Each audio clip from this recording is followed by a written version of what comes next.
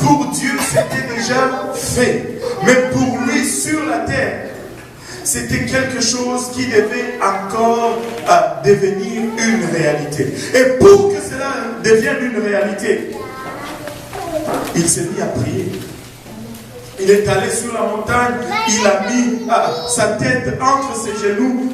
C'est une position difficile.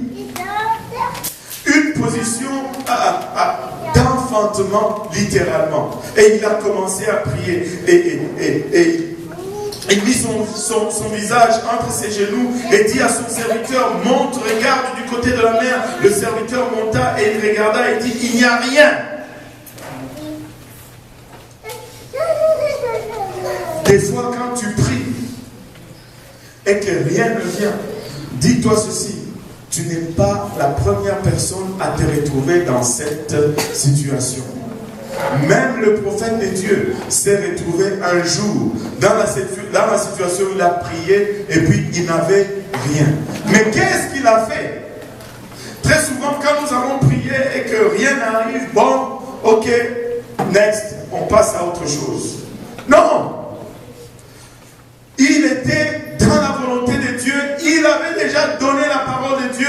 Ce qui manquait maintenant, c'est la prière pour arroser cette sémence afin qu'elle puisse prendre place. Il a persévéré dans la prière, il a pressé, il a pressé, il a pressé, jusqu'à ce qu'il a envoyé ses serviteurs 7 fois. 7 fois, nous aurions eu le temps de nous décourager bien avant. 7 fois. 7 fois, jusqu'à ce qu'il voit juste un petit signe. Et c'était la pluie abondante qui a fait fuir Akab du haut de la montagne jusque chez lui. Et Élie a pris de la puissance de Dieu, a couru plus vite que les chevaux et il a dépassé le char de Akab. À cause de l'Esprit de Dieu qui était sur lui. La prière, c'est la chose qui rend cette parole établie dans les cieux une réalité ici sur la terre. Quand nous rentrons dans la prière, nous regardons très souvent la prière comme un temps d'inactivité. Nous regardons dans la prière comme quelque chose de passif. Mais laissez-moi vous dire que dans le monde spirituel, il n'y a rien d'aussi actif que la prière. Ça ne fait aucun sens que je sois face à une situation difficile et impossible, que Dieu me demande tout simplement d'entrer dans une chambre et d'être inactif et de m'abandonner entre ses mains. Ça ne fait aucun sens. Et ça pose un défi pour nous. Nous voulons faire quelque chose. Et très souvent, quand nous faisons quelque chose, avant même que nous n'ayons consulté Dieu, nous avons des problèmes. Et là, non seulement pour prier pour la situation, nous devons prier maintenant pour défaire ce que nous avons fait par rapport à la situation. Et là, ça devient long, et encore long, et encore long, et encore long. Ne fais pas tes plans d'abord. Et puis pour les amener, pour le faire accepter par Dieu. Demande-lui à te donner les plans. Tu n'auras plus besoin de lui demander d'accepter tes plans. C'est simple, non? Si tu lui demandes seulement ses plans,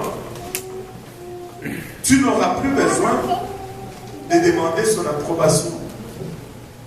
Tu l'as. C'est lui qui a fait les plans.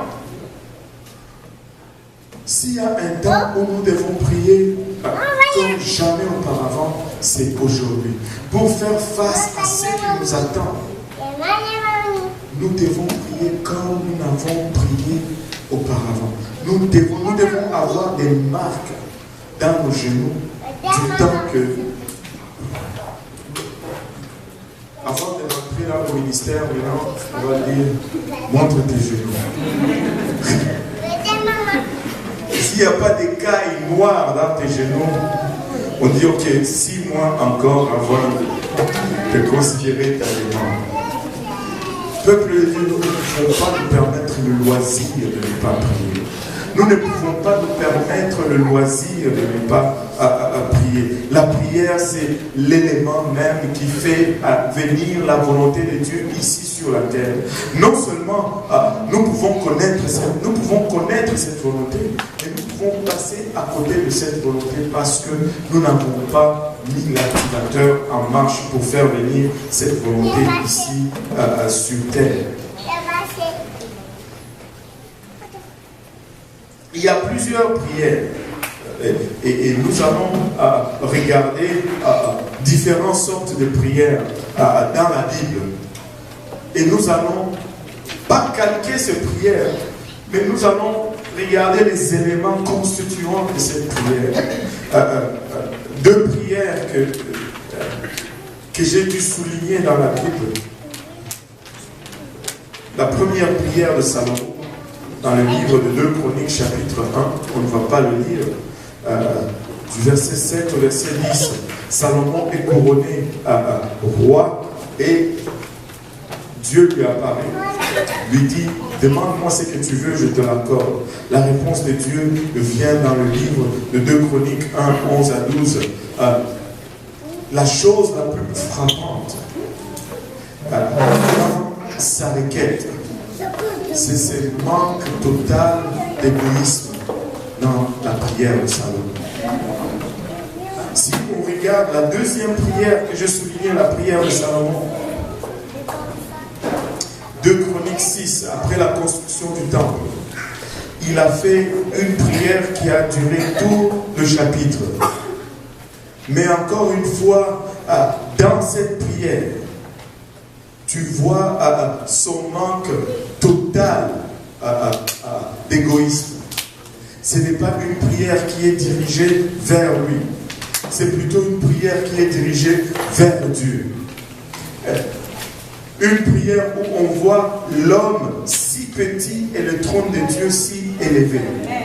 Très souvent, nous allons entendre certaines prières où nous voyons l'homme si grand et le trône de Dieu si petit. Et Dieu donne sa réponse dans le livre de 2 Chroniques 7 d'une façon extraordinaire. Maintenant, quand nous prions, il y a toutes sortes de prières ou toutes sortes de choses que nous accomplissons par la prière. Par la prière, nous pouvons remercier Dieu. Par la prière, nous pouvons louer Dieu. Par la prière, nous pouvons demander à Dieu.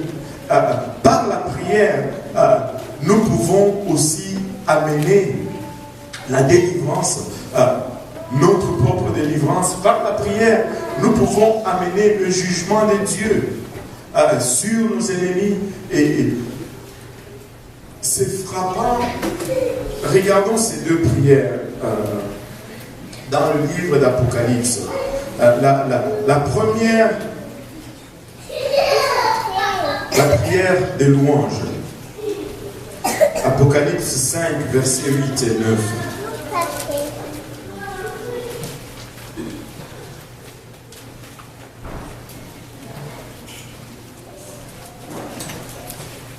Quand il eut pris le livre, les 4 êtres vivants et les 24 vieillards se prosternèrent devant l'agneau, tenant chacun une harpe et des coupes d'or remplies de parfums, qui sont les prières des saints. Mais regardons à ce qui arrive avec ces prières au verset 9. Et il chantait un cantique nouveau en disant: tu es digne de prendre le livre et d'en ouvrir les sceaux, car tu as été immolé et tu as racheté pour Dieu par ton sang des hommes de toute tribu, de toute langue et de tout peuple et de toute nation. C'est une prière de louange, une prière de gloire, parce que il, pluriel, les saints qui priaient et chantaient et adoraient Dieu, ils étaient reconnaissants pour ce que Dieu avait fait. Ils étaient reconnaissants pour le salut de Dieu. Ils étaient reconnaissants pour l'œuvre de Dieu. Et c'était une prière d'adoration, une prière de louange, une prière de reconnaissance pour ce que Dieu a fait. Mais il y a d'autres prières qui, au lieu d'amener ce moment qu'on peut appeler jubilé, amène plutôt le jugement de Dieu. Apocalypse, chapitre 8, verset 3. Et un autre ange vint Et il s'étint sur l'autel, ayant un encensoir d'or. On lui donna beaucoup de parfums, afin qu'il les offrit avec les prières de tous les saints sur l'autel d'or qui est devant le trône. Là, encore une fois, les prières des saints sont offertes, mais le résultat est différent. Au verset 4, la fumée de parfum monta avec les prières des saints de la main de l'ange devant Dieu. Et regardez ce qui suit. Et l'ange prit l'encensoir, les remplit du feu de l'autel et les jeta sur la terre. Et il y eut des voix, des tonnerres, des éclairs et un tremblement de terre. Ces prières ont amené un jugement sur un monde impie. Pourquoi tu dis tout cela? Je vous dis qu'il n'y a pas une seule prière qui meurt. Il n'y a pas une seule prière que les enfants de Dieu font qui va rester sans réponse. Dieu va répondre à chaque prière, à chaque murmure. Des fois tu pries et tu vois les injustes prospérer malgré ce que tu as prié. Écoutez, un jour viendra où le jugement de Dieu va tomber sur ce monde. Nous sommes probablement dans la période de la grâce, mais nous servons un Dieu juste. Il y a des prières qui vont être des prières de jubilé. Il y a des prières qui vont être des prières d'autorité. Ou des prières d'occupation. Quand nous rentrons dans un territoire, quand nous rentrons dans une place où nous devons chasser ce qui... à chaque fois que nous avons... On n'a pas déménagé longtemps, mais à chaque fois... J'allais dire, on n'a pas déménagé souvent, mais à chaque fois que nous avons déménagé, que nous sommes entrés dans un nouveau appartement ou une nouvelle maison, il y a toujours eu un différent esprit qui occupe ces lieux. Et comme enfant de Dieu, quand tu prends possession de lieux, il faut que tu chasses les occupants précédents. Quand on est rentré dans la maison, on a prié, on a chassé, mais ce n'était pas fini. Ça n'a pas pris un seul jour, ça n'a pas pris un seul soir. Je me rappelle probablement peut-être 2 jours, non pas 2 jours, peut-être 2 semaines et demie après qu'on ait aménagé dans notre maison.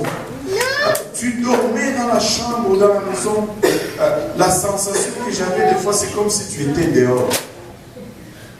C'est comme si les gens te regardent, t'observent. Un jour, j'étais là, tu sentais qu'ils étaient là et qu'ils n'étaient pas en petit nombre. On avait prié pour la maison, oui, on avait prié. Mais il y a certains esprits qui sont là, c'est leur territoire.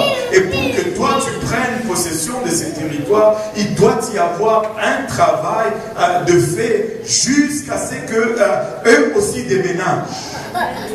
On s'est levé, on a commencé à prier, on a chassé, on a ouvert les fenêtres, on a chassé. Écoutez, assez sauté du temps que je paye l'hypothèque, du temps que je paye le loyer, avec le travail que Dieu m'a donné, je prends possession de ces lieux.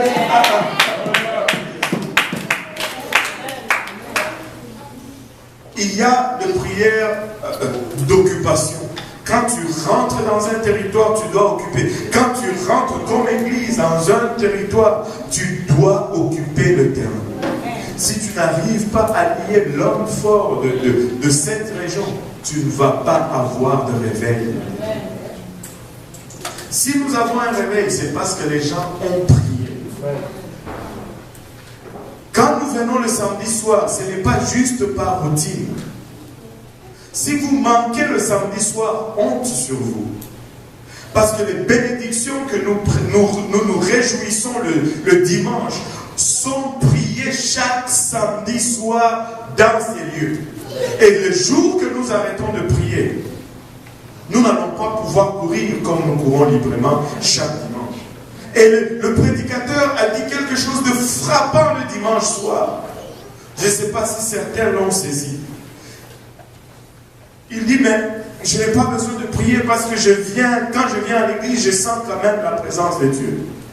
Tu peux te réchauffer, tu peux ressentir la chaleur du feu de quelqu'un d'autre. Tu peux sentir la chaleur du feu que quelqu'un d'autre a allumé. Mais ce feu ne va pas t'amener loin. Tu dois allumer ton propre feu. Tu dois avoir ta propre vie de prière. Tu ne peux pas y arriver sans ton propre feu. Et le jour que celui qui a allumé ce feu décide d'aller ailleurs, tu vas rester dans le froid. Tu peux te réchauffer au feu de quelqu'un d'autre. Mais il arrive un temps où tu dois allumer ton propre feu. Écoutez, la réunion de prière de samedi soir n'est pas une routine. N'est pas une routine. Les plus nous sommes ici à prier samedi soir, les plus nous allons être à nous réjouir et les plus faciles. Je suis de ceux qui croient ceci, que nous pouvons tellement prier que lorsque nous arrivons un dimanche au service, on n'a même pas besoin d'amener le dirigeant des chants, que nous sommes déjà dans l'adoration et que Dieu commence déjà à guérir, Dieu commence déjà à toucher, Dieu commence déjà à délivrer, parce que nous n'aurions pas besoin de ressentir la chaleur du feu de quelqu'un d'autre. Le jour où nous serons tous en fait de la même façon, le toit de ce bâtiment va se lever. Le toit de ces bâtiments va se lever littéralement. Nous devons prier. Regarde ton voisin, dis-lui, nous devons prier. Nous n'avons pas d'autre choix. Nous devons prier. Nous devons prier. Sans cesse, nous devons prier. Regardez Jacques.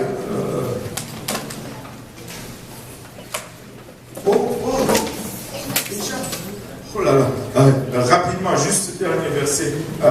Anyway,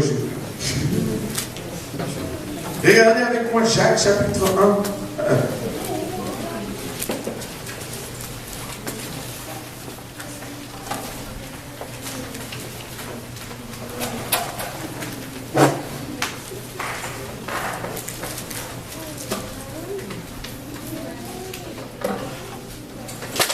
Alléluia. Jacques, serviteur de Dieu et du Seigneur Jésus-Christ, aux 12 tribus qui sont dans la dispersion, salut. Mes frères, regardez comme un sujet de joie complète les diverses épreuves auxquelles vous pouvez être exposés. Wow. Les épreuves, on doit les regarder comme un sujet de joie. Regarde un peu ton voisin, lui réjouis-toi. Sachant que l'épreuve de votre foi produit la patience. Mais il faut que la patience accomplisse parfaitement son œuvre, afin que vous soyez parfaits et accomplis sans faillir en rien. Si quelqu'un d'entre vous manque de sagesse, qu'il la demande à Dieu qui donne à tous simplement et sans reproche, et elle lui sera donnée. Mais tout le monde dit mais qu'il la demande avec foi, sans douter, car celui qui doute est semblable au flot de la mer, agité par les vents et poussé de côté et d'autre. Qu'un tel homme ne s'imagine pas qu'il recevra quelque chose du Seigneur. Wow. C'est un homme irrésolu, inconstant dans toutes ses voies. Écoutez, nous devons arriver à une place où nos décisions sont faites. Et très souvent, on parle de la pression de ce monde, blablabla. Moi, je n'ai jamais cru en cette histoire. Je vais vous dire pourquoi. La pression, peer pressure, comment on appelle ça en français? La pression des pairs. La pression des pairs. Je m'en fiche de la pression des pairs. Mon choix est déjà fait. Si tu subis la pression, c'est parce que tu n'as pas encore décidé. Si tu ressens la pression, c'est parce que la décision n'est pas encore faite. Fais ce que tu veux. Moi, j'ai déjà décidé. Quand tu te décides, quand tu arrives à une place où ta décision est faite, peu importe ce que les autres vont faire. Moi, j'ai déjà choisi que tu me montres encore une robe rouge ou une robe verte. Moi, j'ai déjà choisi la bleue. C'est fini. Où est la pression? Qu'est-ce que la pression vient faire là-dedans? C'est parce que nous sommes irrésolus que nous balançons toujours sous le poids de la pression. Oubliez ces choses, c'est une doctrine du diable qui nous pousse à croire que notre décision n'est jamais faite. Écoutez, je suis décidé. Je suis en route vers le ciel. Je refuse le diable de toute sa marchandise. Il n'a rien à m'offrir qui va m'intéresser, qui me fait changer la vie. C'est décidé, cela. C'est décidé. Il faut que tu te décides. Il faut que tu arrives à une place où tu es résolu. Si tu n'es pas résolu, tu ne finiras jamais et tu ne sortiras jamais du bois. Peu importe quelle chose qui va sortir, oh, tu vas être là. Écoutez, tu vois des gens qui, à chaque monde qui va sortir, ils vont courir après. La mode change, leurs vêtements changent, leurs souliers changent, des fois ils portent des choses horribles. Amen. On devait commencer même à prêcher la sainteté pour les souliers. Amen.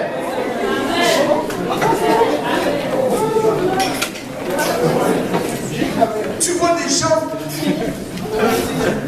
Waouh!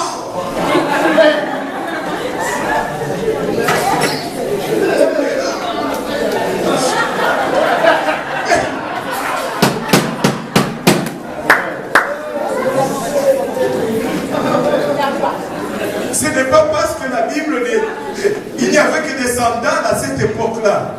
Ce n'est pas parce que la Bible ne parle pas de souliers qu'on peut aller porter n'importe quel soulier. Si ton soulier commence à faire tourner la tête de tout le monde, écoute. C'est pareil pour les hommes. Pour les hommes aussi. Il y a un frère qui m'avait fait le témoignage de quelque chose. Je ne veux pas dire ce qu'il disait. Il m'a dit qu'il avait une paire de chaussures à la maison. Tu sais, quand tu es dans le monde, là, la chaussure, non seulement elle est pointue, mais tellement qu'elle est pointue qu'elle commence à monter et à retourner vers l'arrière.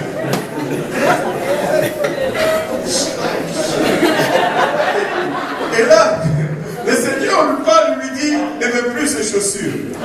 Bon, au lieu de jeter, il les garde à la maison. Puis un jour, le matin, on va venir à l'église. Ah ça. Non.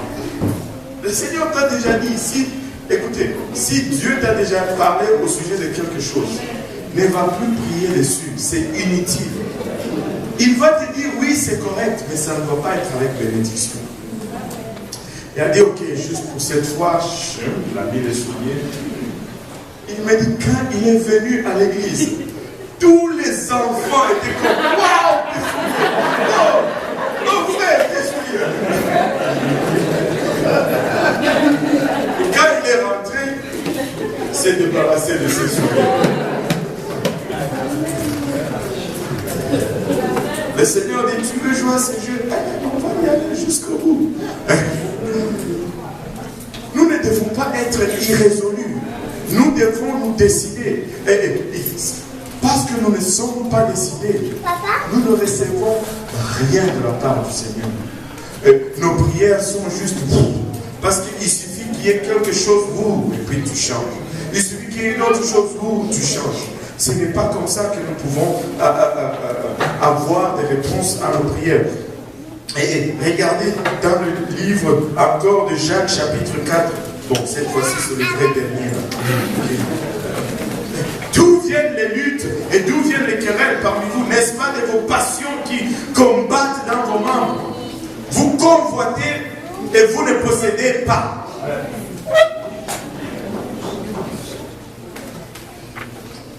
Vous convoitez et vous ne possédez pas. Quand la convoitise précède, la provision ne suit pas. Vous êtes meurtrier et envieux et vous ne pouvez pas obtenir. Parce que tout ce qui motive, c'est la convoitise. Parce que vous avez vu tel avec telle chose, vous voulez aussi la même chose. Tu vois tel avec telle chose, tu veux aussi la même chose.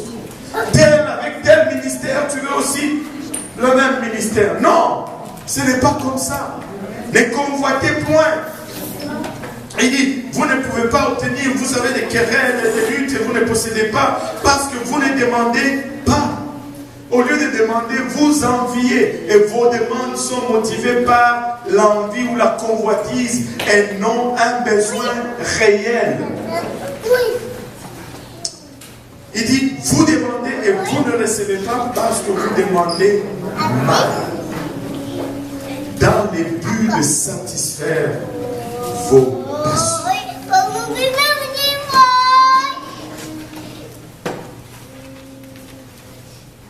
Dans le but de satisfaire nos passions. Quand nous allons prier, essayons d'abord, premièrement, d'être dans la volonté de Dieu. Et vous allez me dire, c'est quoi la volonté de Dieu? C'est très difficile de trouver la volonté de Dieu. Je suis d'accord avec vous. Et je rends grâce au pasteur Mortier. Il est arrivé l'autre jour, il a prêché à l'Est. Et il a dit quelque chose, et je pense que c'est une des choses qui m'a soulagé le plus, des choses qui nous a toujours enseigné.